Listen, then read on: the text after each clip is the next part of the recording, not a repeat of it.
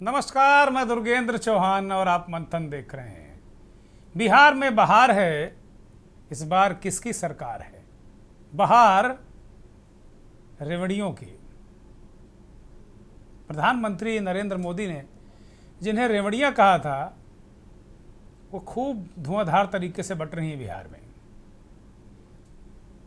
खबर है कि 1,40,00,000 से ज़्यादा जीविका बहनों को उनके खाते में मतदान होते होते 10,000 रुपये पहुँच जाएंगे।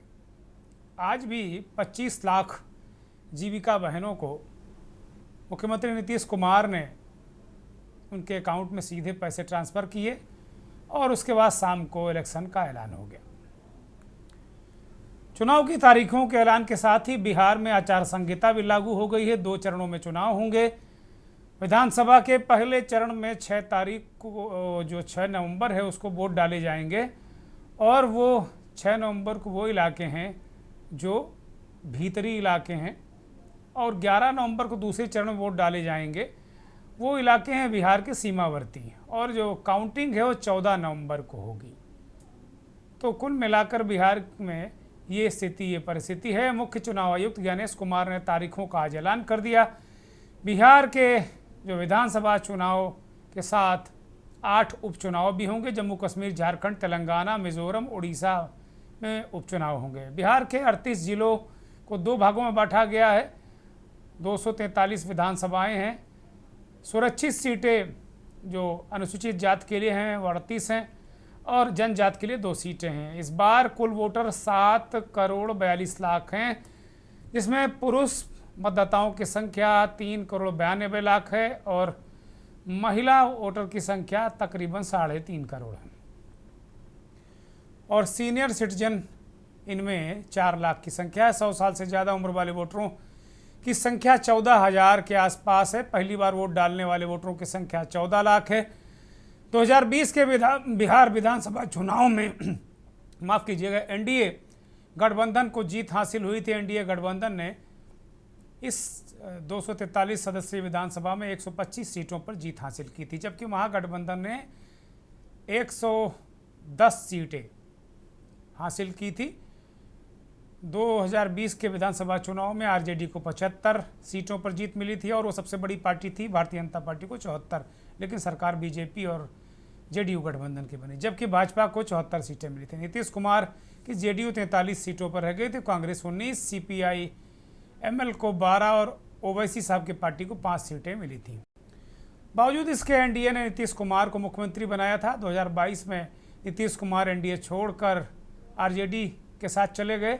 हालांकि मुख्यमंत्री वही बने रहे। इसके बाद 2024 लोकसभा चुनाव से ठीक पहले नीतीश कुमार एक बार फिर एनडीए में शामिल हो गए। अभी नीतीश कुमार एनडीए में है। बिहार की राजनीति में गजब का उठापटक है और इस बार चुनाव बेहद रोचक है। हालांकि महागठबंधन और एनडीए दोनों में अभी तक सीटों का बंटवारा नहीं हुआ है। इंडिया गठबंधन, जिसे महागठबंधन कहते हैं, में बीजेपी, जेडीयू के अलावा चिराग पासवान के लोक जनशक्ति पार्टी एनडीए और जीतन राम मांझी की है। तो कुल मिलाकर उपेंद्र कुशवाहा भी हैं, राष्ट्रीय लोक मोर्चा है, और उधर महागठबंधन में आरजेडी और कांग्रेस के अलावा मुकेश सहनी और जो वामपंथी दल हैं। तो कुल मिलाकर अगर देखा जाए तो बिहार का चुनाव दिलचस्प है। और बिहार के चुनाव में हम इसी पर बात कर रहे हैं कि पिछली दफ़ा तो कहा गया था कि बिहार में बहार है, नीतीश कुमार है, लेकिन इस बार पता नहीं क्या हो। लेकिन जो सर्वे आए हैं उसके मुताबिक एनडीए और नीतीश कुमार जिसका नेतृत्व कर रहे हैं बिहार में, उसको 150 से 160 सीटें और महागठबंधन को 70 से 85 सीटें मिलने का अनुमान सर्वे में लगाया गया। तो इसका मतलब है कि महागठबंधन की स्थिति पिछले बार से क्या ज़्यादा ख़राब हो रही है। लेकिन बड़ी संख्या में, बड़े पैमाने पर जो वोटरों को चुनाव से ठीक पहले उनको सीधे डायरेक्ट बेनिफिट दिया गया, उनके खाते में पैसे डाले गए, इसको लेकर भी हल्ला है। लेकिन चूंकि पैसा लोगों के अकाउंट में जा रहा है और उनको लाभ मिलेगा, इसलिए कोई दल बहुत मुखर होकर इस पर बात नहीं करेगा। तो आज बिहार की हम बात करेंगे कि बिहार में बहार है, किसकी सरकार है।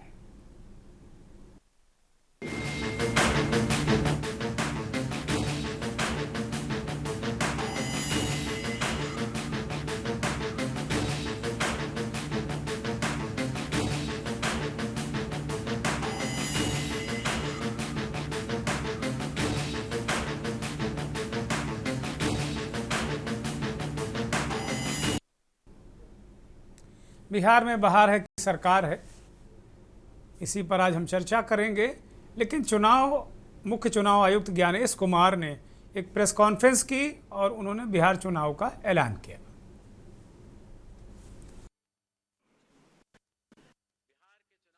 फेजेस में होंगे।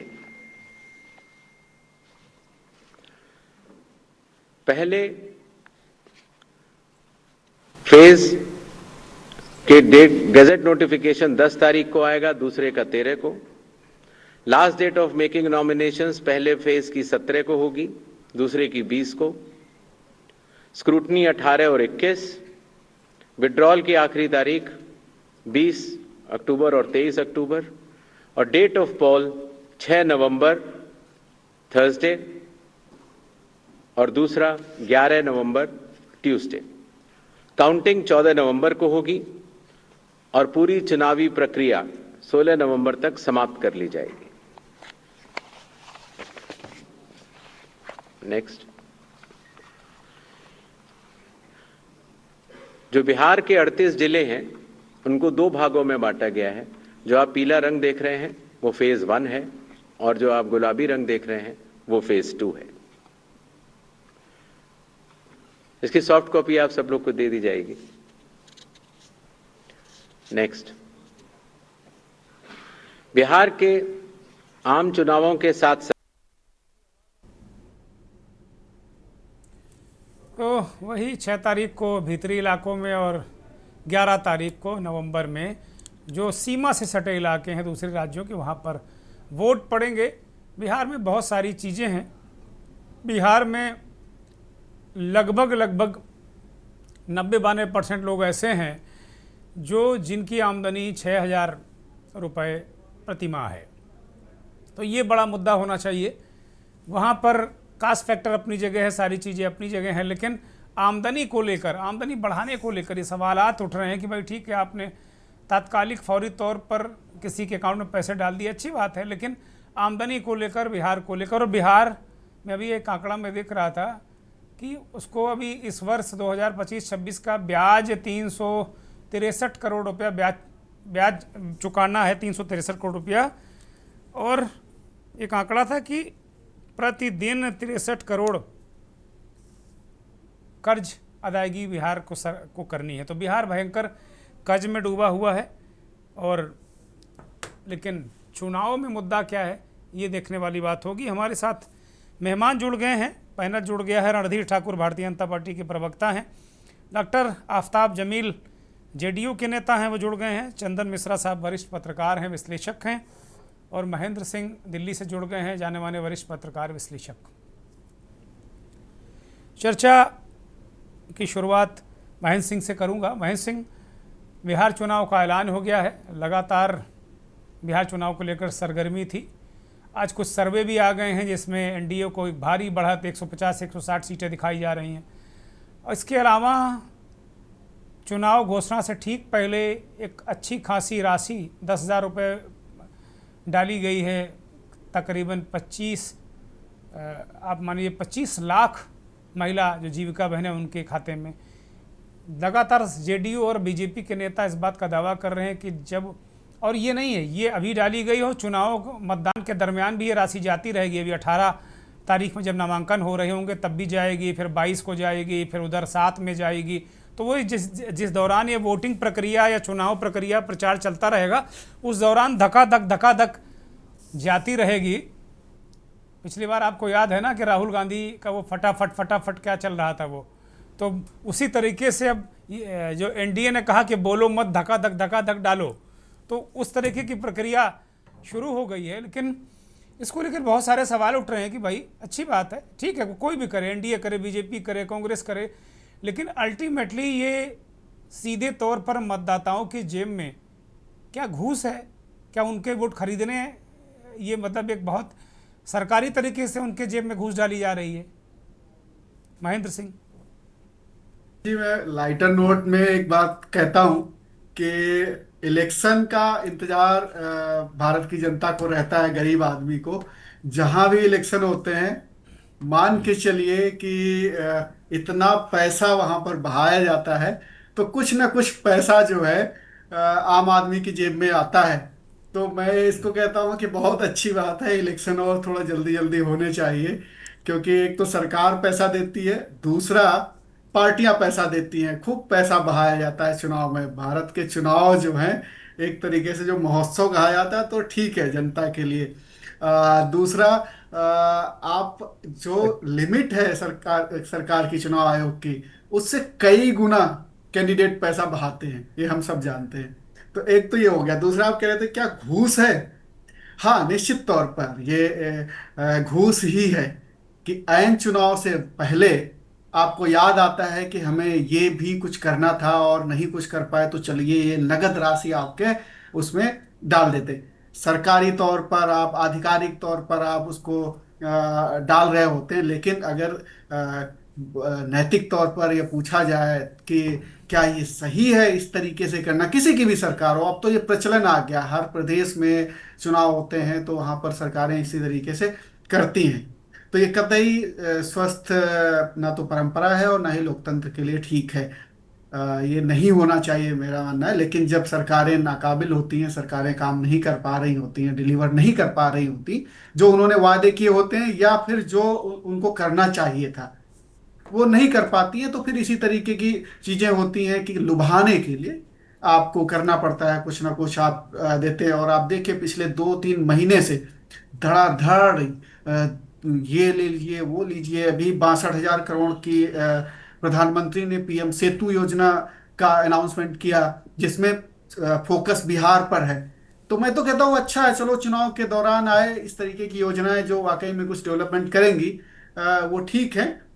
लेकिन जो डायरेक्ट बेनिफिट दिया जाता है गरीब आदमी के पॉइंट ऑफ व्यू से सोचो तो ठीक है, लेकिन लॉन्गर उसमें सोचो, थोड़ा ब्रॉडर प्रोस्पेक्ट में सोचो, तो वो ठीक नहीं, उन्हीं के लिए ठीक नहीं है। क्योंकि थोड़े समय के लिए वो लालच में आ जाते हैं और उसके बाद गलत कैंडिडेट्स को वोट देते हैं, और वो फिर जीतता है तो फिर उन्हीं का खून चूसता है।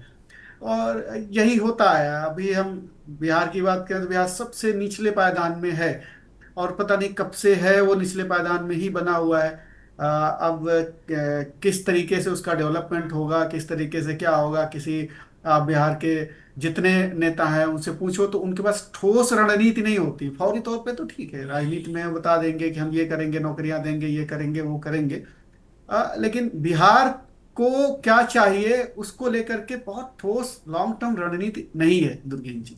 और बहुत बहुत कर्ज बहुत है बिहार पे, बहुत कर्ज चुकाना है। मुझे लगता है कि देश में शायद सबसे ज़्यादा कर्ज वाला राज्य होगा। मुझे ऐसा एग्जैक्ट आंकड़ा मुझे नहीं पता, लेकिन जिस तरीके से मैं सुन रहा था लोगों को, तो कह रहे थे बहुत भयानक कर्ज है, बिहार कर्ज में डूबा हुआ है। वहाँ के मतलब 90% से ऊपर लोग हैं जिनकी आमदनी 6,000 रुपये प्रति महीने है। तो ये भी बड़ी भयानक स्थिति है महेंद्र सिंह। हेलो। हाँ, भयानक स्थिति कर्ज तो होती ही है, लेकिन इकोनॉमी को अब जब आप के यहाँ राजस्व नहीं है, तो आप तमाम योजनाओं के लिए फिर आप कर्ज लेते हैं। कर्ज लेना अपने आप में बुरी बात नहीं, लेकिन उस कर्ज को फिर आप यूटिलाइज कैसे करते हैं? अगर आप 10-10 हज़ार रुपए बांटने में यूटिलाइज करते हैं तो बहुत बुरी बात है। अगर उस कर्ज से आप कुछ कमा के फिर लाते हैं तो ठीक बात है, इकोनॉमी चलाने के लिए। मतलब विकसित प्रदेशों में भी कर्ज होता है कर्ज। लेकिन आप कहाँ खर्च करते हैं इस पे डिपेंड करता है। जैसे भारत पे भी कर्ज कई गुना बढ़ गया पहले के मुकाबले। तो चिंताजनक स्थिति तो दुर्गेश जी ये रहती है और है भी। लेकिन आप देखिए ना कि बिहार के पलायन को रोकने के लिए क्या स्थिति है? नहीं है। पूरे देश भर में अब ये कहा जाए बहुत खराब स्थिति है कि मजदूर एक्सपोर्ट कर रहा है बिहार सब जगह। तो आप सोचिए कि क्या स्थिति है कि पलायन वहां क्यों हो रहा है? क्योंकि वहां पर रोजगार नहीं है। और रोजगार 10,000 15,000 का भी रोजगार नहीं है जिससे कि वहां के बच्चे, वहां के लोग वहीं पे नौकरी करें। और ये बहुत बड़ा मुद्दा है इस बार। और मैं इसको फोकस कर रहा हूं कि एक पार्टी इसमें जो उभर के आ रही है और जो मुझे बहुत चैलेंजिंग लग रही है, दो बड़े दलों के बीच में, दो महा बड़े गठबंधनों के बीच में, प्रशांत किशोर की पार्टी। और वो बड़े बड़े करीने से वो प्लेस कर रहे हैं कि हम बिहार को ज्ञान की भूमि है तो हम ज्ञान की इंडस्ट्री डेवलप करेंगे। नया आइडिया है, अच्छा आइडिया है। और शायद अगर ये यूथ को, क्योंकि 40% इस बार वोटर जो है यूथ है दुर्गेश जी, जी तो अगर वो बात अपील कर गई तो नतीजे, ये जो अभी आंकड़े आ रहे हैं तमाम पोल्स में, बहुत बदल जाएंगे, क्योंकि वो बात उस चीज की कर रहे हैं जो डायरेक्ट युवाओं को के मन की बात है। कि आप अब बिहार का बहुत मेहनती युवा होता है, देखिए ठीक। सरकारी नौकरियों में यहाँ वहाँ सब बिहार के लोग छाए हुए हैं, ठीक है, लेकिन बिहार में कुछ नहीं है उनके लिए। तो अगर ज्ञान को जो है अगर उन्होंने प्राथमिकता दे करके अगर उसको पॉपुलराइज कर ले गए और लोगों के बीच में पहुंच गए अच्छे से, तो नतीजे अलग तरीके के होंगे। ठीक बात है, ठीक बात है। हमारे साथ मुश्ताक आलम साहब भी जुड़ गए हैं, नेता आरजेडी। बहुत स्वागत है मुश्ताक साहब। रणधीर ठाकुर की तरफ रुख करेंगे, भारतीय जनता पार्टी के नेता प्रवक्ता रणधीर ठाकुर। एक तो 20 साल से सरकार, जी दुर्गेश जी। 20 साल से सरकार आप चला रहे हैं और जी लगातार, बीच में थोड़ा दिन आप छोड़ दीजिए, लेकिन लगातार अब सरकार चला ही रहे हैं आप लोग। अब बस जब कोई सवाल होता है, कुछ होता है, तो आप लालू यादव के जंगल राज को डरा डरा के वोट लेना चाहते हैं, या फिर अभी आनन फानन आपने इसकी जेब में पैसे डाल दो, उसकी जेब में डाल दो, तो ठीक है, आप इसको कह सकते हैं कि भाई ये हमारा वेलफेयर स्टेट है, हम दें, लेकिन चुनाव की घोषणा के एक दिन पहले ही आपको पैसे आप डालना है, या 10 दिन पहले उसकी घोषणा करते हैं, तो ये तो आम आदमी का पैसा है। इस पे सरकारी तौर पर आप वोट खरीद के फिर सत्ता में आप आ जाएंगे। कोई नैतिकता उतिकता बची है देश में कि नहीं बची है? रणधीर सिंह। नहीं नहीं, ठीक है दुर्गेश जी। हम आपको याद करना पड़ेगा, जो हमको जो मिला था बिहार, वो जंगल राज बिहार, जहां पर अस्पताल नहीं थे। अस्पताल के नाम पर पूरे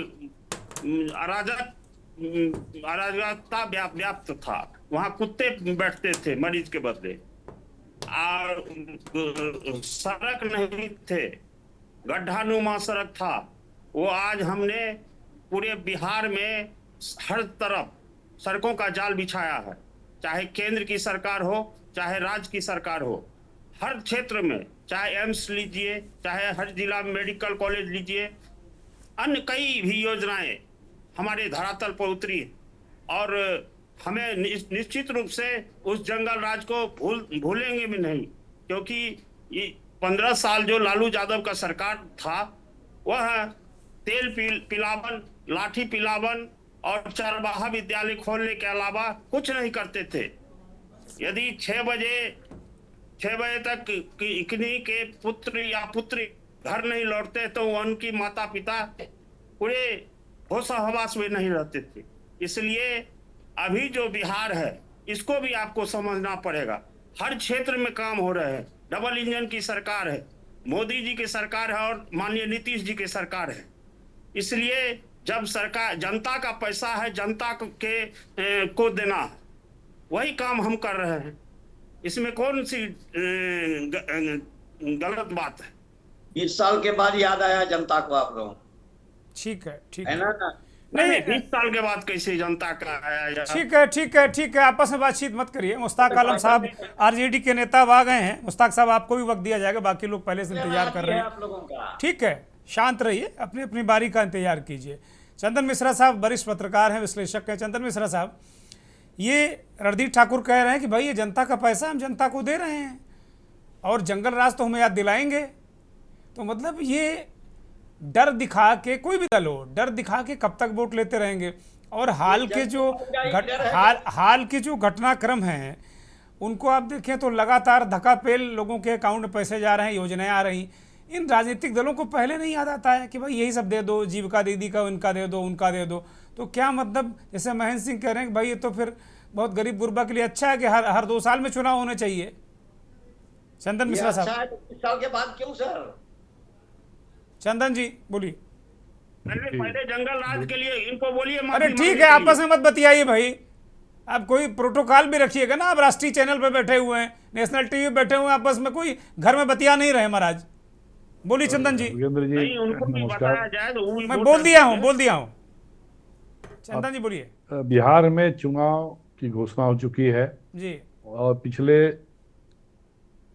1 सप्ताह 10 दिनों से हम लोगों ने देखा कि सरकार कई नई योजनाएं या पुरानी योजनाओं को नई करके लाभुकों को पैसे भी दे रही है। मुझे लगता है कि अब आज घोषणा के बाद से पैसे बंटने तो बंद हो जाएंगे चुनाव परिणाम आने तक, उसके बाद ही अब जिसकी सरकार बनेगी वो योजना चालू नहीं रखें चंदन न जी, रखें। मैं थोड़ा सा करेक्ट कर दूं, मुझे जो अभी जानकारी, आप बेहतर अभी गूगल कर लीजिएगा कि अभी हाँ इस दौरान भी जब जब आचार संहिता मान लीजिए अभी से लग गई, अब हम लोग आचार हाँ हाँ संहिता में बात कर रहे हैं, लेकिन अभी ये जी। किस्त आती रहेगी, बता रहे हैं कि 18 तारीख को आएगी, कि 21 को आएगी, नहीं, एक अब 7 कोई तारीख में राशि नहीं आएगी। जाएगी किसी भी वोटर के या किसी भी लाभुक के खाते में, अब राशि नहीं जाएगी। हाँ मतलब, चुनाव के जी, चुनाव के बाद ही अब जिसकी सरकार बनेगी वो कंटिन्यू करेगी योजना, जी या फिर इसको डिसकंटिन्यू करेगी। खैर, जी हम लोग चर्चा कर रहे थे कि मुद्दे और जो स्थिति बनी हुई है पूरे प्रदेश में। देखिए, अब तो पूरे देश में एक ट्रेंड हो गया है दुर्गेश जी, जी कि कैसे हम वोटरों को लुभाएं।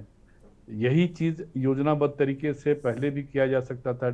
जैसा जैसे भारतीय से एनडीए के जितने नेता हैं उन लोगों का कहना है कि ये योजना कोई नई नहीं है, हम लोगों ने उसमें राशि इनहेंस किया है ना। जो इसे जो दिव्यांगों को और जो बुजुर्गों को जो पेंशन मिलती थी उसी राशि को बढ़ाया गया है। उसके अलावा 10,000 रुपये। इसमें एक चीज मैं कहना चाहूंगा कि एक तो जो कई राज्यों में पैसे सीधे दिए गए खाते में कि वो पैसा लीजिए और आपको जो मर्जी आए कीजिए, यहाँ पे बिहार सरकार ने क्या किया है कि 10,000 रुपये की जो राशि है वो उनको स्वनियोजन के तौर पे, कि आप अपना नियोजन इस पे डेवलप कीजिए। मेरा भी यही कहना था कि झारखंड में भी सरकार यूपीए की बनी, महागठबंधन की, तो यहाँ भी ठीक चुनाव के 1 महीना पहले इन लोगों ने 2,500 1,500 रुपये देने शुरू किए। बाद में राज्य बना, सरकार बनी तो फिर 2,500 कर दिया। तो ये जो 2 महीने 3 महीने पहले चुनाव के दिए गए पैसे, ये पैसा क्या है कि सीधे खाते में जाएगी, उसका कोई उपयोग क्या करेंगे वो लोग, कैसे करेंगे उसका कोई। लेकिन यहाँ पे बिहार सरकार ने काम किया है कि इस पैसे को आप अपना रोजगार के लिए कहीं ना कहीं, कहते हैं ना कि पूंजी खड़ा करना, और ये अगर ये उद्देश्य है और ये उद्देश्य आगे भी कंटिन्यू करे तो मुझे लगता है कि एक बढ़िया पॉजिटिव एस्पेक्ट है।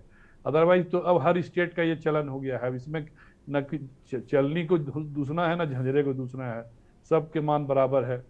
अब बात रह गई कि कैसे, अब जनता का पैसा है, जनता के पास जा रहा है, ठीक है, भाजपा के प्रवक्ता ने अपने ढंग से कहा इसे, लेकिन फैक्ट यही कि जनता के पैसा का सही उपयोग हो रहा है कि नहीं, जनता को पैसा किस उपयोग से दे रहा है, किसको दिया जा रहा है। हमने देखा यहाँ पे कि झारखंड में भी पैसे जो दिए जा रहे हैं वो 55 वर्ष के तक की उम्र का, 18 से लेके 55 वर्ष तक की उम्र के महिलाओं को दिया जा रहा है, जिसमें समृद्ध हो ना हो, आईटी को अगर वो देती हो, भर्ती हो तो भी उनको चलेगा। लेकिन बिहार सरकार ने एक रिस्ट्रिक्ट किया है कि कम से कम वो किसी जगह नौकरी ना कर रही हो, है ना, उनको इनकम टैक्स का कोई रिटर्न दाखिल नहीं करती हो, कई तरह के बंदिशें लगाई हैं। खैर, उनको ये शायद 60 साल एक कर दिए, शायद 60 साल तक के लोगों को देंगे वो। हाँ, तो खैर अब ये सरकार का अपनी योजना है, सरकार चला, लेकिन अब यह कोई विषय नहीं इस पर चर्चा करे, क्योंकि सब राज्यों में सभी राजनीतिक दल चुनाव जीतने के लिए अपना ये तिगड़ा बनाती है। ये थोड़ा इससे बचना चाहिए, और ऐसी योजनाओं को मुझे लगता है कि 1-2 साल पहले लाके, ताकि स्ट्रीमलाइन में रहे। जब आपको चुनाव लड़ना ही है 5 साल के अंदर, पता है आपको, तो आप सारी योजनाओं को प्रीपोन करके अपने ढंग से उसे योजना लागू कीजिए। लेकिन एक चीज मैं जरूर कहना चाहूंगा कि पिछली सरकारों के बारे में, खास करके जब राष्ट्रीय जनता दल के गठबंधन की सरकार हुआ करती थी, उस समय बिहार की अगर आप यात्रा करते तो सड़कों और बिजली की स्थिति, 2 चीज तो गड़बड़ थी। और नीतीश जी ने कम से कम इतना जरूर किया है कि पिछले 15-20 वर्षों में कि सड़क और बिजली, बाकी इंफ्रास्ट्रक्चर तो डेवलप हो ही रहे हैं पूरे देश में और सब जगह पे, इस स्थिति को इन्होंने सुधारा है इसमें कहीं। और लालू जी का इस मसले पर मैं स्पष्ट कहना चाहूंगा कि लालू जी ने कभी भी ये नहीं चाहा कि राज्य में सड़क की स्थिति अच्छी हो। पता नहीं उसके पीछे कारण क्या रहा, भगवान जाने। लॉ एंड ऑर्डर तो एक अलग विषय है, बहुत लॉ सारे एंड लोग ऑर्डर ये तो कहते सरकारी थे, समस्या बहुत का सारे विषय लोग है, ये और आज कहते भी थे बहुत चंदन जी, अच्छी। पता नहीं कितनी सत्यता है, बहुत सारे लोग ये कहते थे कि लालू जी कहते थे सड़क बनवा देंगे तो पुलिस जल्दी पहुंच जाएगी। इस तरह की बातें भी लालू जी के बारे में प्रचारित की जाती थी।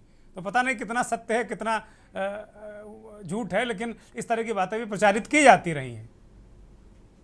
चीज को भोग चुके हैं कि वहाँ की बिजली और सड़क नहीं कभी अच्छी रही, और इधर नीतीश जी ने कम से कम इसे प्रायोरिटी सेक्टर पे रखा और इस चीज को दुरुस्त किया ठीक है। बात है, इसमें ठीक कहीं बात, दो राय नहीं। ठीक बात, बड़ी चीजें महत्वपूर्ण। तो तुलनात्मक हो ही जाती हैं, आप कितना भी इग्नोर करेंगे, लेकिन आप पिछली सरकार से नई सरकार के बारे में या वर्तमान सरकार के बारे में तुलना करते हैं, और उसमें आपको जो लगता है कि थोड़ा बेटर हुआ है, तो उसमें कहने में गुरेज नहीं करना नहीं, ठीक बात है, बहुत महत्वपूर्ण बात है। लेकिन सबसे बड़ी बात है, सड़कों की बात तो बहुत अच्छी कही है चंदन मिश्रा साहब ने, लेकिन भारतीय जनता पार्टी या जेडीयू के लोग बिहार में पुलों का नाम नहीं लेते कि हमने पुलों इतने बनवा दिए, क्योंकि बिहार में शायद देश में सर्वाधिक, बिहार ऐसा राज्य जहां सर्वाधिक पुल गिरे हैं, निर्माणाधीन पुल गिरे हैं।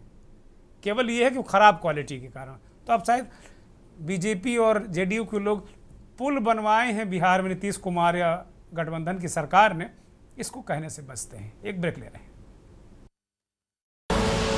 आप देख रहे हैं के न्यूज, खबरों का सारथी।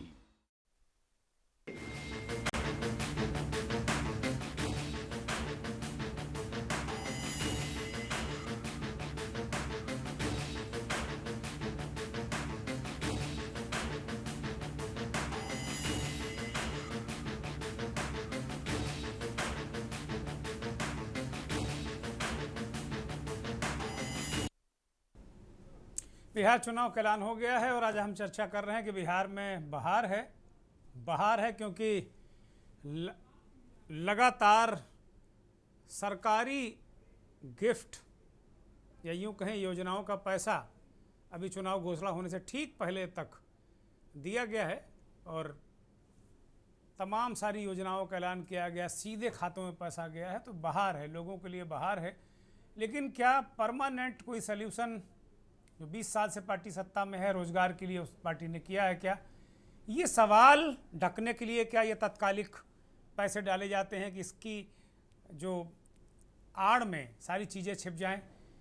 एक सज्जन जेडीयू के थे, वो बता रहे थे कि लगभग 1,40,00,000 महिलाओं के खाते में चुनाव होने तक ये पैसा जा चुका होगा। तो फिर मुझे लगता है दूसरे दलों के लिए कुछ बचा नहीं वहाँ करने के लिए। अगर ये सारे वोट कन्वर्ट हो जाते हैं, लाभार्थी अगर कन्वर्ट हो जाता है एनडीए की तरफ, तो मुझे नहीं लगता है कि किसी को कुछ वहाँ करने की ज़रूरत पड़ेगी और सारी चीज़ें ठीक हो जाएंगी।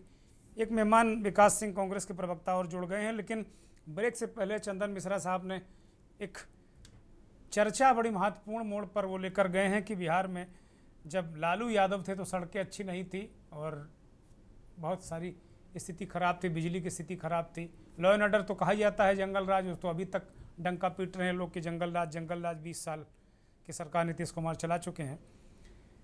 हमारे साथ आरजेडी के नेता मुश्ताक आलम जुड़े हुए हैं। मुश्ताक आलम, ये बताइए कि भाई ये तुलना तो की जाती है, तो बड़ा नेचुरल है कि भाई पिछली सरकार ऐसी थी, ये वाली सरकार ऐसी है, तो आप लोग ये कब उबर पाएंगे इससे? जंगल राज, कुव्यवस्था। और एक सवाल चंदन मिश्रा साहब ने कहा कि पता नहीं लालू प्रसाद यादव ने सड़कें क्यों नहीं बनवाई, बिजली क्यों नहीं ठीक की। तो इस पता नहीं का जवाब कैसे मिलेगा जनता को? मुश्ताक आलम सर हेलो, हाँ बोलिए मुश्ताक साहब। देखिए सर, जब ये लोग सड़कें और रास्ता की बात कहे जा रहे हैं इन लोगों के द्वारा, तो सर पता होना चाहिए कि लालू यादव जब सरकार में बैठी थी तो उस वक्त सर सेंट्रल में भाजपा सरकार, माननीय अटल बिहारी वाजपेयी की सरकार थी। 1 पैसा फंड बिहार को नहीं मिल पा रहा था। आज डबल इंजन होने के बावजूद भी इन लोगों को 20 साल तक सरकार में काम चलाने के लिए इलेक्शन के दिनों फंड पर फंड देकर करके वोटरों को अट्रैक्शन दिला करके वोट लेने का काम शुरुआत किया है। लेकिन वो सपना जो देखे हुए हैं वो सपना साकार इलेक्शन के दिनों तक नहीं होगा, भले कि ये लोग इलेक्शन के सुबह तक पैसा बांटे। बिहार की जनता समझ चुकी है इन लोगों को कि ये जुमलेबाज पार्टी है। 15 लाख के बारे में भी बोला था, वो 15 लाख नहीं। अरे ये तो दे दिए हैं ना, धक्का अकाउंट में जा रहा है। 15 लाख आया होता तो आप लोग का पता नहीं होता कहाँ गए, ये तो जा रहा है अकाउंट में। तो आप मान लो 25 आज ही का कर लो, अगर 25 लाख बहनों के खाते में चला गया तो एक परिवार में 4 लोग 5 लोग होंगे ना, तो 1 करोड़ वोट का इंतजाम तो कर ही लिया इन लोगों ने। तो कैसे लड़ पाइएगा भाई, कैसे चुनाव में कैसे टिक पाइएगा? अब देश की बड़ी पार्टी सर रिश्वत दे करके इलेक्शन लड़ना पड़ रहा है और इलेक्शन जीतने का सपना पैसों दे करके सप रहा है। तो बिहार की जनता गरीब जरूर है सर, मत का बिक्री नहीं करेगा। जो उनको लाभ लेना चाहिए था वो ले लिया इन लोगों से, लेकिन मत का विभाजन नहीं होगा। हम ये वादा करते हैं आपसे, सरकार बनेगी तो बनेगी राष्ट्रीय जनता दल की। लीजिए, ये हम आपको बता रहे हैं। जमील साहब, डॉक्टर आफ्ताब जमील साहब जेडीयू के वरिष्ठ नेता हमारे साथ जुड़े हैं। जमील साहब, नीतीश कुमार जी ने निश्चित तौर पर काम किया। उनकी पहली सरकार, उनकी दूसरी सरकार, सुशासन, बाबूलाल नाडर, एक अच्छे चीफ मिनिस्टर, बेहतरीन नेता। वो इन चीज़ों की मुखालफत खुद करते थे कि भाई ये पैसा वैसा अकाउंट में डालो, सब बिहार का खजाना लुट जाएगा। और कोई वो कहा करते अरे जी ऐसे कहीं होता है, जी ऐसा कहीं होता है, जी ऐसा होता है। तो क्या अब नीतीश कुमार सरकार नहीं चला रहे हैं क्या? जो ये पैसे रुपए जा रहे हैं, कोई दूसरा डिसाइड कर रहा है कि पैसा रुपया देना है? क्योंकि नीतीश कुमार बड़े सिद्धांतवादी व्यक्ति हैं और कई अवसरों पर सार्वजनिक रूप से वो इन चीज़ों की मुखालफत करते नजर आए कि ना हम ये उसको ये दूसरे शब्दों में उसको ही रिश्वती मानते रहे। वो योजनाओं की बात करते रहे, वो विकास की बात करते रहे, वो ठोस बातें करते रहे। और आज भी कोई ये कहे कि नीतीश कुमार का जनाधार खिसक गया है तो मैं इसको नहीं मानूंगा, क्योंकि अभी भी नीतीश कुमार की जो पकड़ है वो बिहार में उतनी ढीली नहीं हुई जितना लोग अभी विश्वास कर रहे हैं। डॉक्टर जमील, डॉक्टर जमील बोलिए। डॉक्टर जमील बोलिए। सर, आपका ऑडियो थोड़ा सा डिस्टर्ब आ रहा है। सबसे पहले तो मैं अपने पैनल पर बैठे हुए तमाम बड़े भाइयों को मुबारकबाद देना चाहता हूं कि बिहार के चुनाव की घोषणा हो चुकी है और डेट भी अनाउंस हो चुका है। आप सबों को मुबारकबाद जी। आपको बहुत बधाई। आपने जो पूछा बहुत, दुर्गेश भाई जी, आपने जो पूछा है बहुत माकूल बात पूछा है जी। और आपने जो प्रश्न किया है उस प्रश्न में ही आपका जवाब भी है। ये जवाब इसलिए है कि आप ही ने कहा है कि माननीय मुख्यमंत्री नीतीश कुमार जी किसी चीज से ऐसे कोई काम से टॉलरेट नहीं करते हैं जो उनको अच्छा नहीं लगे, उनको पसंद ना लगे। तो वो सच्चाई के मसीहा हैं और निश्चित रूप में माननीय नीतीश कुमार ने जो काम करके दिखाया है बिहार की जनता को, वो काम उनका बोल रहा है। और उनको कि कहीं से भी कोई जदयू या बीजेपी एनडीए की घटक कहीं से भी कोई भयभीत नहीं है। हम लोगों ने जो काम करके दिखाने का काम किया है, जनता स्वतः अपने आप घर से निकल करके और वहां पर ईवीएम मशीन में जाकर के बटन टिपने का काम करेगा एनडीए के पक्ष में। मान लिया ये जमील जो साहब, लोग बोल रहे जमील हैं साहब, बैठ करके बड़ी अरे बड़ी जमील साहब सुन लो भाई, हम मान रहे हैं, हम आपकी बात को सहमत हैं। लेकिन नीतीश कुमार जैसा वसूलों वाला इंसान जो कहता हो कि ना जी ये पैसा रुपया देने का मैं समर्थक नहीं हूं, खाली लोगों को रोजगार दो, योजनाएं दो, उनका एम्पावरमेंट करो, पढ़ाई लिखाई, दवाई, सिंचाई, कमाई, इन पर काम करो, उस व्यक्ति को क्या जरूरत पड़ गई कि चुनाव के जिस दिन चुनाव की घोषणा हो रही उसी दिन उस व्यक्ति को बटन दबा के 25 लाख जीविका बहनों के खाते में सीधे सीधे सरकारी रिश्वत डालनी पड़ रही हो, घूस डालनी पड़ रही हो? ऐसी क्या जरूरत पड़ गई? बटन कोई और दबवा रहा है क्या? ये हम सीधे पूछना चाहते हैं जमील साहब। नहीं, देखिए बटन उटन कोई दबा हुआ नहीं रहा, क्योंकि मोदी जी घोषणा करके जाते हैं और बटन नीतीश जी दबाते हैं। मैं ये सीधे सीधे पूछ रहा हूं आपसे, यह सत्ता का बटन अब आपके हाथ में नहीं रहा, कहीं और से दब रहा है। नहीं, ऐसी कोई बात नहीं है। माननीय नीतीश कुमार सरकार चला रहे हैं और उनके इसमें कहीं से कोई दो राय नहीं है। हम तो ये आपको दावा के साथ कहते हैं कि माननीय नीतीश कुमार ने जो काम करके दिखा दिया उसके एवज में जनता अपने आप में वोट देने के लिए एनडीए को तैयार बैठी है। वो डेट का अनाउंस का इंतजार कर रही थी और वो इंतजार अब खत्म हुआ। आने वाले समय में आप देख लीजिएगा कि लोग जाकर के अपने से वोट देने का काम करेंगे। ठीक है, ये रिश्वतबाजी की बात ये आरजेडी और कांग्रेस करेगी। ये लोग इस बात को मान, आज देखिए झारखंड में क्या किया है इन लोगों ने। अभी हमारे बड़े भाई वहां चंदन मिश्रा जी बैठे हुए हैं, बहुत पुराने पत्रकार हैं और उनका झारखंड में बहुत बड़ा योगदान रहा है। आप उनसे पूछ लीजिए। सवाल यहाँ पर यह है, अरे चंदन जी ने तो बता ही दिया है ना, चंदन जी ने तो बता ही दिया है कि भाई झारखंड में किया वो भी गलत है। वो कह रहे हैं ये भी चुनाव के समय रिश्वत डाल रहे हो सरकारी रिश्वत खाते में, ये भी गलत है। वो तो पत्रकार हैं, तो कहिए रहे बात को डायरेक्ट रिश्वत दिया गया। हम लोगों तो वहां चूज किया है कि भाई हम लोगों ने लोन देने का काम किया कि चलिए भाई कम से कम आप अपना पूजा के समय में अपने जीविकोपार्जन चलाने के लिए छोटे छोटे जो उद्योग हैं आप अपना कुटीर उद्योग अपना आगे बढ़ाइए। हम ठीक है, एक रिएक्शन विकास सिंह, कांग्रेस के प्रवक्ता, फिर मनीष शर्मा के पास जाऊंगा। विकास सिंह आधी बोलिए भाई। आबादी को हम लोगों ने देने का काम किया है। ठीक है जमील साहब, ठीक है।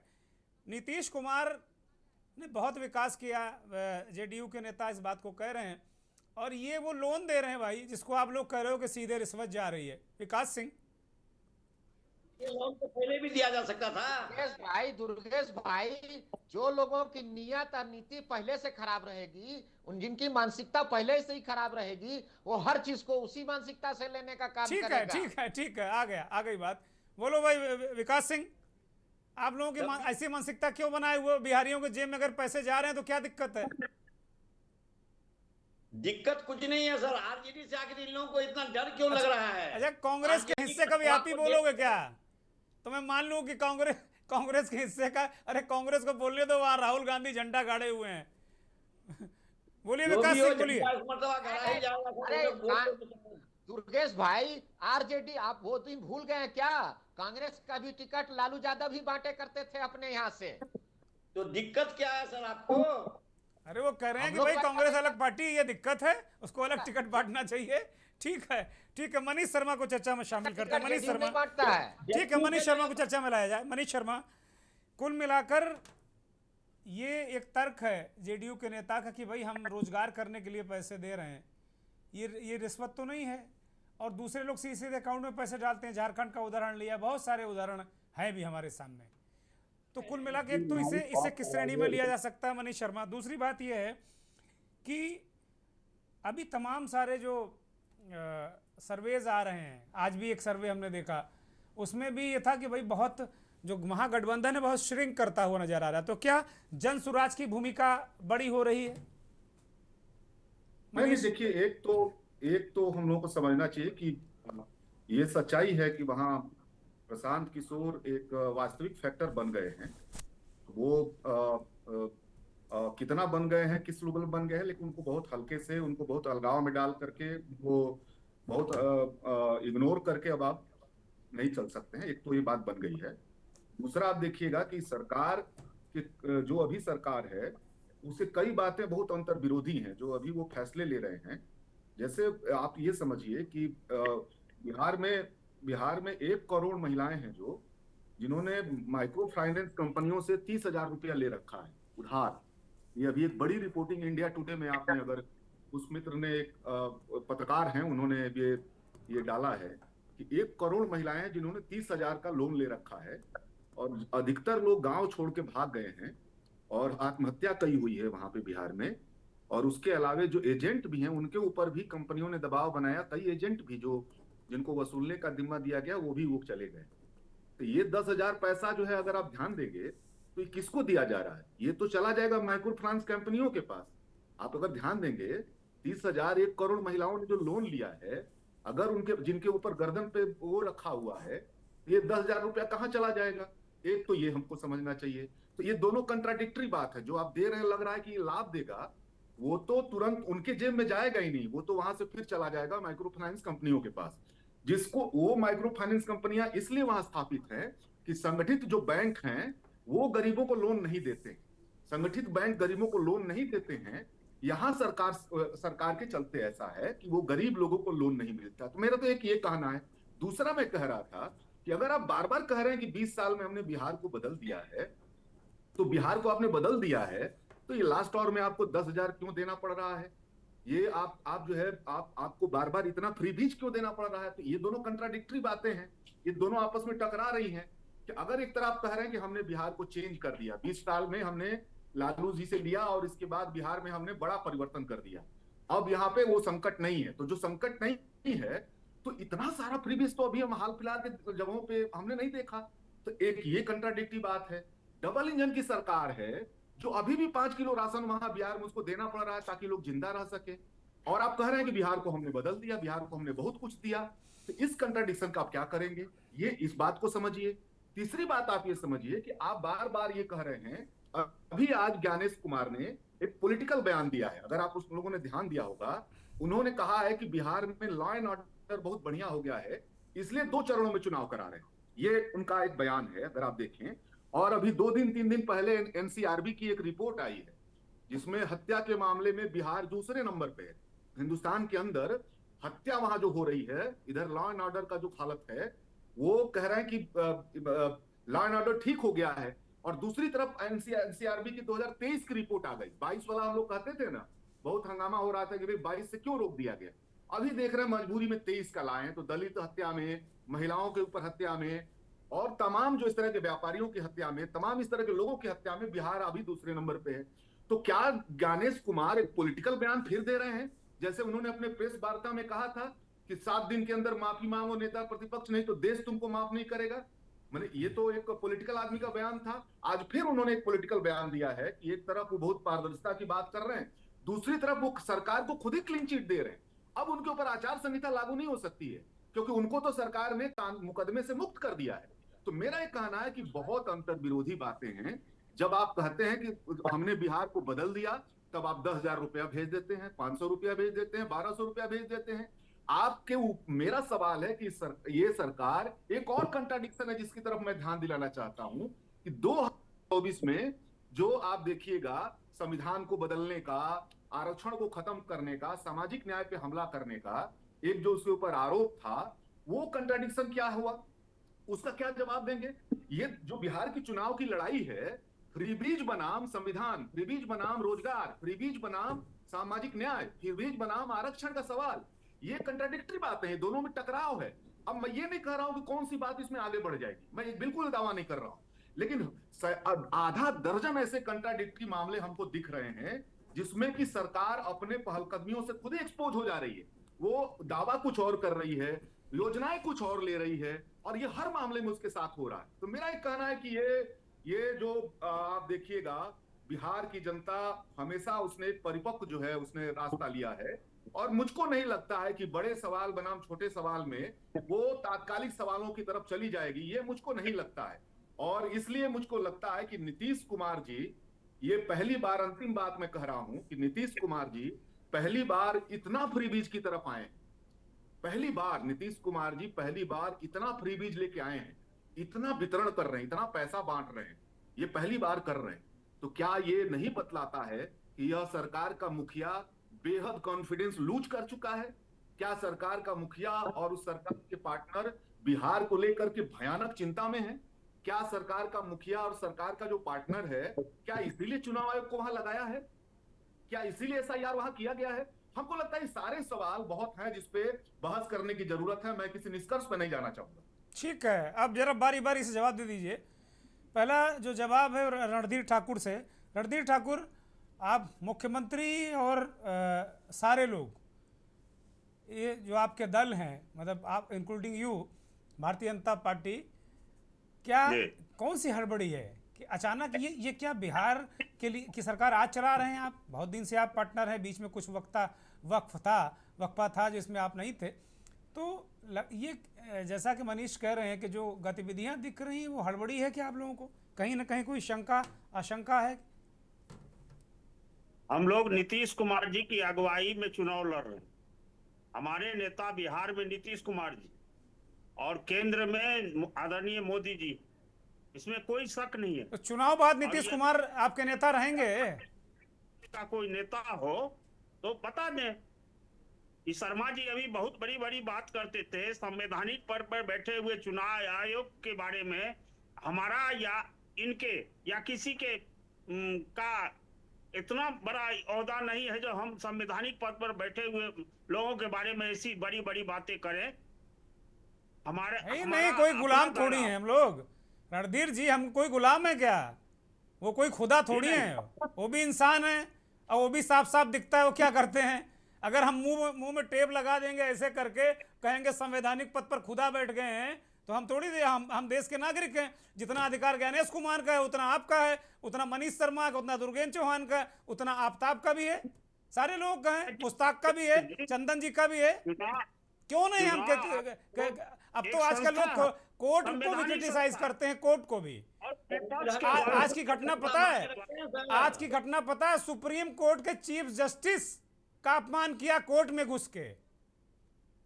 सुप्रीम कोर्ट के चीफ जस्टिस का कोर्ट के अंदर घुस के अपमान किया गया। बताइए इससे अब क्या बचा है इस देश में? सुप्रीम कोर्ट क्या आदेश दिया सर, इसके बारे में जानकारी नहीं है क्या आपको? एसआईआर पर सुप्रीम कोर्ट क्या आदेश दिया? ठीक है, एसआईआर पे नहीं ले जाएंगे, एसआईआर खत्म, एसआईआर का खेल खत्म। अब चुनाव पे आ जाओ, सीधे जेडीयू के नेता के पास जाएंगे हम।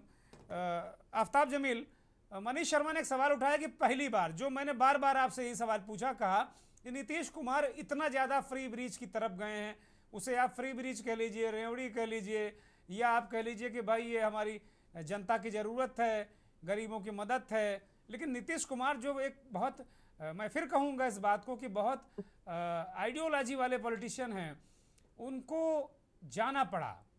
तो क्या वास्तव में नीतीश कुमार जी को अपने काम पर या कहीं कॉन्फिडेंस लूज वाली बात जो कह रहे हैं मनीष, उसमें दम है क्या कुछ? देखिए, हम लोग ओवर कॉन्फिडेंस पर बात नहीं करते हैं दुर्गेश भाई जी। कॉन्फिडेंस होना चाहिए, ओवर कॉन्फिडेंस नहीं होना चाहिए। जिस तरह से अभी आप देख रहे हैं आरजेडी और कांग्रेस के नेताओं का भर्सन आप सुन रहे हैं, ये ओवर कॉन्फिडेंस में है। अच्छा, हम लोग कॉन्फिडेंस में हैं, हम लोगों ने काम किया है। अभी हमारे राजनीतिक विश्लेषक शर्मा भाई हम लोग को बता रहे थे, हमको नहीं पता भाई कि ये कहां से इतना किस्म का ये ले आए, ये कंट्राडिक्टरी बात कर रहे हैं। कंट्राडिक्शन को ही बताने का केवल इन्होंने काम किया कि कहां कहां नीतीश कुमार का कंट्राडिक्शन है काम में। भाई हम तो आपको ये बताना चाह रहे हैं कि एक गरीब के खास करके महिलाओं को, जो आधी आबादी है, उसके अगर झोली में 10,000 रुपया हम डाल दिए, कौन सा गुनाह कर दिए, कौन सा पाप कर दिए? नहीं नहीं, वो कह रहे हैं गुनाह नहीं किए, आपने बहुत अच्छा काम किया, लेकिन परोक्ष रूप से जमील भाई, वो परोक्ष रूप से वो पैसा उन ब्याज चूसने वाले महाजनों की जेब में चला जाएगा, ये कह रहे हैं वो। नहीं, मैं कह रहा हूं कि ये पूजा का समय है, पूजा के समय में अगर कोई गरीब अपना रोजगार अपना चालू कर ले, 2 पैसा कमा करके अपने बाल बच्चों को खिला दे, क्या गुनाह हम लोगों ने कर दिया भाई? हाय तौबा मचाए हुए हैं, आप करिए तो पुण्य है और हम कर दें तो पाप है। नहीं, कोई बात नहीं, वो कह रहे बहुत अच्छा काम किया, लेकिन अगर इन बहनों की जेब में रहे, इन लोगों का, इन बहनों का के उपयोग में आए तो अच्छी बात है। और आप जो पूछे ना कि किसकी सरकार, तो अगले बार भी, इस बार भी नीतीश कुमार, क्योंकि नीतीश कुमार के नाम पर ही चुनाव लड़ा जा रहा है और माननीय नरेंद्र मोदी जी का समर्थन है, साथ है, तो निश्चित रूप से इस बार बिहार में। अच्छा आफ्ताब भाई, चुनाव के बाद भी नेतृत्व तो रहेगा कि नहीं रहेगा, ये बता दो हमको आप, और इसको हम रिकॉर्ड कर ले रहे हैं, और चंदन जी की गवाही है, चंदन जी की गवाही है। क्या बात करेंगे इनकी? तो आप पूछ रहे थे कि रोड क्यों नहीं बनाया लालू यादव? अरे रोड छोड़िए, रोड छोड़िए, रोड छोड़िए, बताइए चुनाव के बाद भी नीतीश कुमार के नेतृत्व में सरकार बनेगी कि नहीं बनेगी, ये जरा बता के जाइए आज हमको आप। वह गाल बना रहे थे और रोड का बनाएंगे, अब आप सुनेंगे नहीं, अपने झोंके पड़े रहेंगे। हमारा सवाल सुन ले भाई, डॉक्टर आफ्ताब जमील, आफ्ताब साहब, चुनाव में भी ये लोग जंगल राज को लाना चाहते हैं। अरे जंगल राज के नाम पर कब तक वोट मांगिएगा आफ्ताब साहब? जंगल राज के नाम पर वो एक्सपायरी हो गया, जंगल राज का मुद्दा एक्सपायरी हो गया। अब अपना जो आपका राज है 20 साल का, उस पर वोट मांगिए और हमारे एक सवाल का जवाब देते जाइएगा, इसको हम रिकॉर्ड करा के सुरक्षित रख लेंगे। और जब 14 तारीख को फिर आपसे मिलेंगे नवंबर में, चंदन जी इसकी गवाही भी देंगे। अभी आप कह रहे हैं कि नीतीश कुमार, मैं सहमत हूं नीतीश कुमार कि अब नीतीश कुमार के नेतृत्व में चुनाव लड़ा जा रहा है, क्या चुनाव के बाद सरकार भी नीतीश कुमार के नेतृत्व में बनेगी अगर एनडीए बहुमत में आया तो? जरा इसका भी जवाब दे दीजिए। निश्चित रूप से 100% नीतीश कुमार ही सीएम रहेंगे, सीएम हैं, सीएम थे और सीएम रहेंगे। ना बनाया तो क्या करेंगे? मनमोहन जी आप इसको नोट कर लीजिए, आप इसको नोट कर लीजिए। तो ना बनाया तो फिर इधर आ जाइएगा क्या लालू जी की तरफ? आप बताइए, आप फिर लालू जी भी बाहें फैला के ऐसे छोटे भाई का स्वागत करेंगे लालू जी? ये जो आप बोल रहे हैं, सुनिए, सुना जाए दुर्गेश भाई, आप इस पर एक लाइन मेरा सुन लीजिए। 17 महीना में आने के लिए एक लाइन मेरा सुन लिया जाए, ठीक है, एक लाइन सुन लिया जाए दुर्गेश भाई। बोलिए बोलिए। तेरे सेवा भी कई रंग खुश नजर थे, मगर जो तुझको देख चुका हो वो और क्या देखे। यही है नीतीश कुमार। इस पे एक छोटा सा जवाब दे दीजिए। आरजेडी के नेता मुश्ताक आलम, उन्होंने शेर पढ़ दिया, कम से कम एक शेर पढ़ दो भाई, एक शेर पढ़ दो लालू जी के लिए।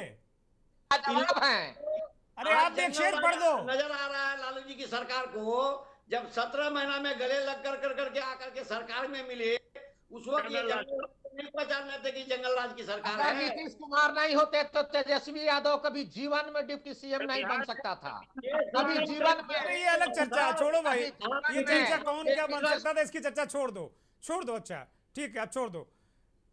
महेंद्र सिंह की तरफ ले जाएंगे चर्चा को। महेंद्र सिंह, अब इतनी चर्चा सामने आ गई, सबके अपने दावे हैं और जो तरीका है वो ऐसा ही है कि सीधे जेब में डाल के फार्मूला चलता रहा है, पहले भी चला है, इस बार कितना चलेगा पता नहीं, अभी कुछ नहीं कह सकते।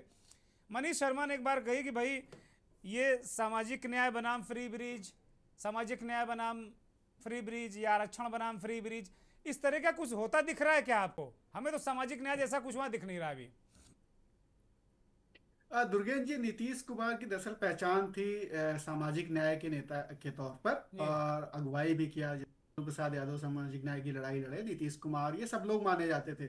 और नीतीश जी समय समय पर इस चीज का विरोध भी करते थे कि फ्री बीज नहीं होनी चाहिए, और वास्तविक काम कीजिए और उस पर वोट मांगे। और पिछले चुनाव में वो ये करते भी रहे हैं।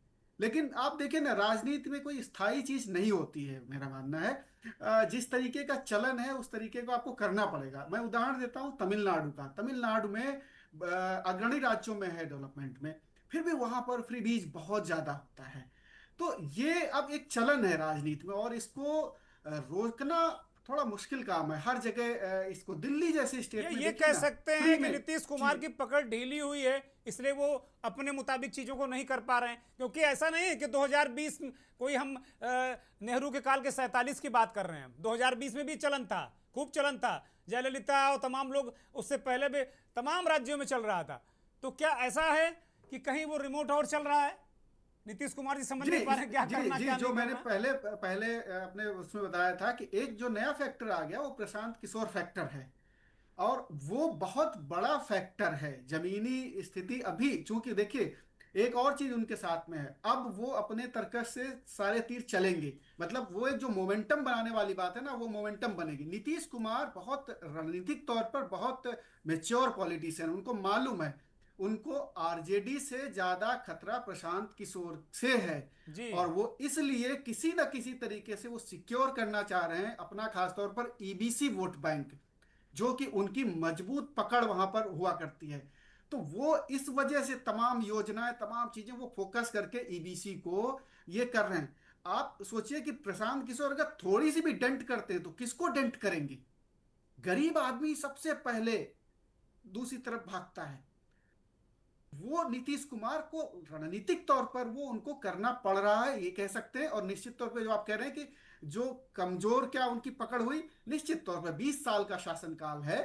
बहुत कुछ एंटी इनकम्बेंसी होती है, तो वो तो उनके साथ भी होगी। दूसरा, उनका जो सहयोगी दल है वो भी चाहता है किसी तरीके से सीटें कमी रहें, जिससे कि मैं सहयोगी की बात कर रहा हूं, उनको मैं जनता में ये बात नहीं कर रहा हूं कि नीतीश कुमार की पकड़ कम हुई ज्यादा। मैं सहयोगी बात कर रहा हूं कि सहयोगी ने शिकंजा कस लिया है और नीतीश की पकड़ ढीली हुई, ये मैं कह रहा हूं। जी बिल्कुल बिल्कुल आप सही कह रहे हैं। बिल्कुल ये तो है कि नीतीश कुमार अब अपने मन से वो सारी चीजें नहीं कर पा रहे हैं। लेकिन नीतीश कुमार, चूंकि मैं फिर मानता हूं कि नीतीश कुमार एक चाणक्य की तरीके से वो अपनी चीजें निश्चित तौर पर चलने की कोशिश कर रहे हैं। और अभी देखना सीट शेयरिंग में जो आएगा तो उससे साबित हो जाएगा कि उनकी जो सहयोगी है उसकी पकड़ कितनी रही और नीतीश कुमार अपने आप को कितना बचा पाते हैं। ये बड़ी बात है। चंदन मिश्रा इस कार्यक्रम में अंतिम टिप्पणी के लिए मैं उनको आमंत्रित करता हूं। चंदन जी, कुल मिलाकर अभी एक प्रशांत किशोर का फैक्टर महेंद्र सिंह लेकर आए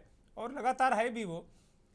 जो महेंद्र सिंह की बातों से मुझे लग रहा है कि वो सबसे ज़्यादा नुकसान प्रशांत किशोर के से होने का डर एनडीए को है। जमीन पर इसको आप कैसे देखते हैं चंदन जी? अनम्यूट करिए।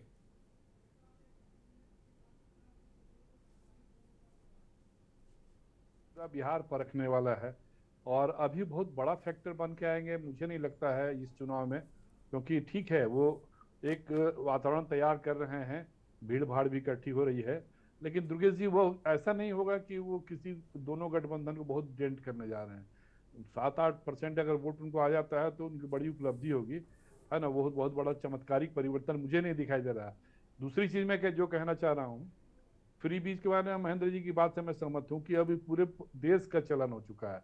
इस पर भाई मनीष शर्मा जी जिस ढंग से विश्लेषित कर रहे थे वह अब कोई तर्क नहीं है, इसका कोई अतार्किक बातें हैं। अब उधर से तेजस्वी यादव ने भी कहा कि हम 2,500 रुपया देंगे, हमारी सरकार बनी।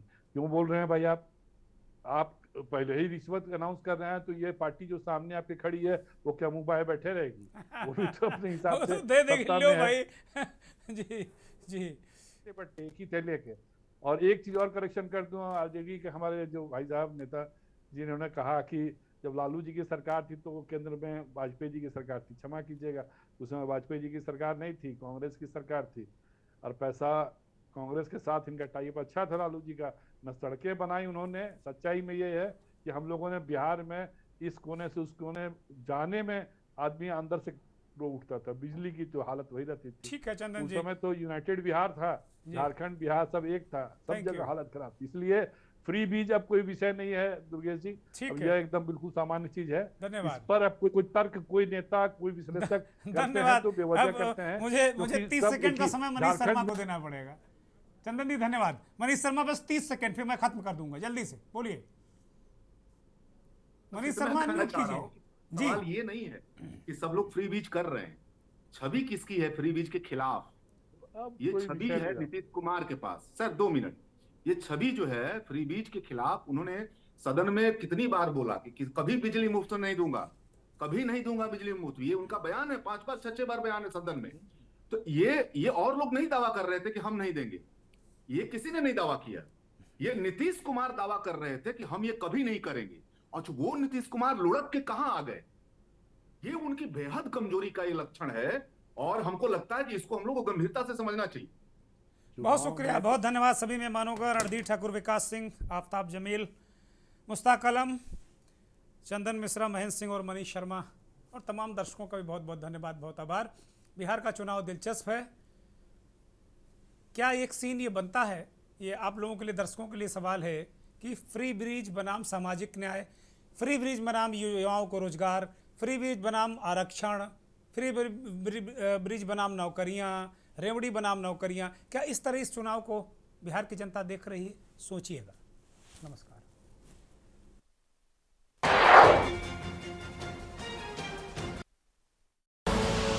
आप देख रहे हैं के न्यूज़, खबरों का सारथी।